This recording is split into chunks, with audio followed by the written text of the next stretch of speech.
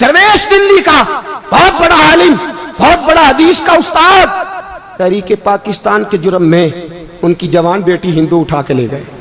जवान बेटी हिंदू उठा के, इन जालिमों से पूछो, इन वडेरों से पूछो, तुम अपनी कुर्बानी तो बताओ। तुम्हारे वालिदैन तो बैठे हुए थे अंग्रेज के कदमों में, तुम तो जूते साफ करने वाली कौम हो या हुक्मरान बन गए। मौलाना अमीरुद्दीन की जवान बेटी ले गए। और हजरत के पास लोग आए, मुझे बताओ बेटियों की तकलीफ कितनी बड़ी होती है। सीना जख्मों से छलनी हो गया। और जब मौलाना नईमुद्दीन साहब ताज़ियत के लिए पहुंचे तो हजरत को सीने से लगा के कहने लगे, फिक्र ना कीजिएगा, कोई बात नहीं।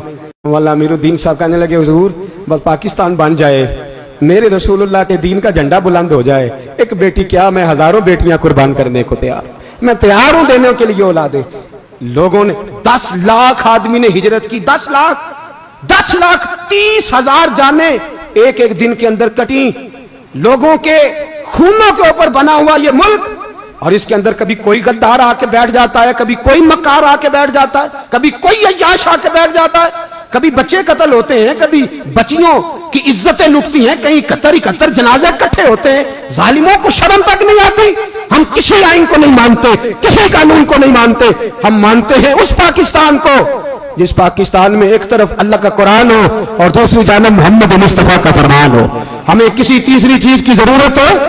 अगर सेकुलर पाकिस्तान बनाना था तो इंडिया की गवर्नमेंट तो आज भी अच्छी है पाकिस्तान से, वहां तो जमहूरियत आज भी ज्यादा पनपती है। एक दफा भी कोई डिक्टेटर नहीं आया, तमाशा लगाया हुआ है, मैं ये कर दूंगा, मैं वो कर दूंगा। पागल कौन समझते हो हमें? बेवकूफों का मुल्क है जो तुम्हारे जी में आता कहते जाते हो, जो जिसके मन में आता है वो कहते जाते हो। सुनो इस्लाम किस तरह की खिलाफत चाहता है। अमीरुल मोमिनीन खलीफतुल मुस्लिमीन हजरत उमर फारूक। सुनो हुकूमत किसको कहते?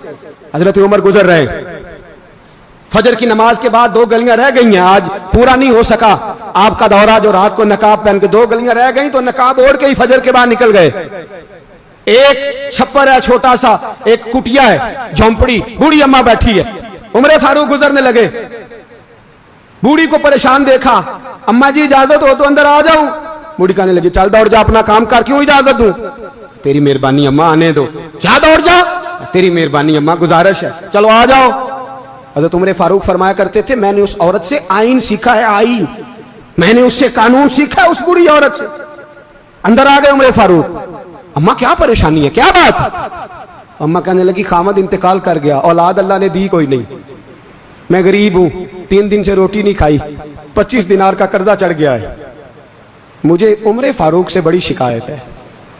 उसने मेरा हाल ही नहीं पूछा।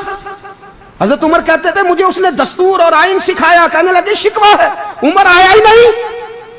हजरत उमर कहने लगे, अम्मा उमर को क्या पता कि तू इस हाल में है। अम्मा दस्तूर बयान करती है, अम्मा जमहूरियत का ऐलान करती है, कहती है नहीं पता उमर को, तो उमर से कहो छोड़ दे हुकूमत, उसके हवाले करे जो खबर रख सकता है, ना इधर उधर की तू बात कर। ये बता के काफिला क्यों लुटा, मुझे रहजनों से गरज नहीं, तेरी रहबरी का सवाल है। उमर से कहो छोड़े हुकूमत, उसको दे जो पता रख सकता है। हजरत सैयदना नाफे फरमाते हैं, जिसके सामने किसरा और रूम के बादशाह कांपा करते थे, मैंने उस उमर को बूढ़ी अम्मा के सामने कांपते हुए देखा है। राशा तारी है उमर फारूक का। दौड़े गए, 25 दिनार लाए, राशन रख के लाए, रोटियां पकाई, बूढ़ी अम्मा को खिलाई। कहने लगे, अम्मा 25 दिनार ले ले और चल, गलती हो गई, उमर को माफ कर दे। अम्मा बोल के कहने लगी, मैं नहीं माफ करती, मैं तो पक्का फल लूं, बस गिरने वाली हूं, एक दफा कब्र में जा लेने दे, मेरे रसूल आएंगे तो मैं उमर की शिकायत करूं।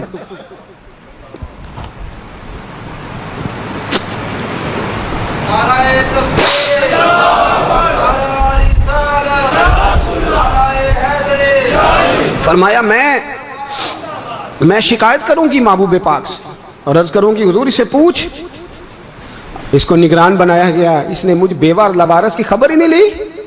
यह है आईन इस्लाम, यह है दस्तूर मुस्तफा करीम सल्लल्लाहु अलैहि वसल्लम।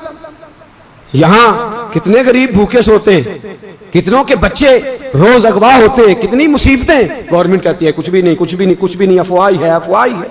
अफवाह है तो उसका इलाज क्यों नहीं होता? आप मैदान में सरेआम आके उसका ऐलान क्यों नहीं करते? जागिए और सुनिए मेरी बात। हजरत सैयदना फारूक आजम ने 25 दिनार दिए, फिर उस अम्मा को खाना दिया, कोई बरादरी नहीं इस अम्मा की, कोई वोट बैंक नहीं, कोई ये अम्मा किसी बड़ी बरादरी की नहीं जिसका 2 लाख वोट हो। अमीरुल मोमिनीन होके उमर फारूक अम्मा के कदमों में बैठ गए, कहने लगे अम्मा उम्र कमजोर है, हुजूर का सामना नहीं कर सकता, तेरी मेहरबानी नबी पाक के सामने शिकायत ना करना। अम्मा कहने लगी चल मैं तेरी खातर माफ कर देती, जा तू मुझे किसी अच्छी माँ का बेटा लगता है, जा तेरी खातर। कहने लगे चल फिर मुझे लिख के दे। कहने लगी मैं तो अनपढ़ हूँ, तू लिख दे मैं दस्तखत कर दे। हजरत उमर ने लिखा। एक बूढ़ी अम्मा को शिकायत थी खत्ताब के बेटे उमर से, और फिर वो माफ हो गई। अम्मा कहती है मैंने अल्लाह की रिदा के लिए माफ, ये दस्तखत कर दो। अम्मा के आगे किया तो हजरत अली आ गए, हजरत अब्दुल्ला इब्ने मसूद आ गए। कहने लगे उमर यहाँ फिर रहे हो, मैं सारे मदीने में ढूंढ रहा था। अम्मा उठ के खड़ी हो गई, हाय मैं मर गई, ये उमर था, ये मैंने क्या किया। हजरत उमर कहने लगे अम्मा ना, अपने वादे पे कायम रह, तूने जो कहा था उस पे कायम रह, हमें तो बताया गया था ये वाला निजाम पाकिस्तान में आएगा, ये कहा था कायदे आजम ने, ये रंग मिलेगा तुम्हें। कहा माँ तू वादे पे कायम रह, लिख के दे। लिखा, अम्मा ने साइन किए। फिर हजरत अली से कहने लगे बतौर गवाह आप भी साइन कर दो।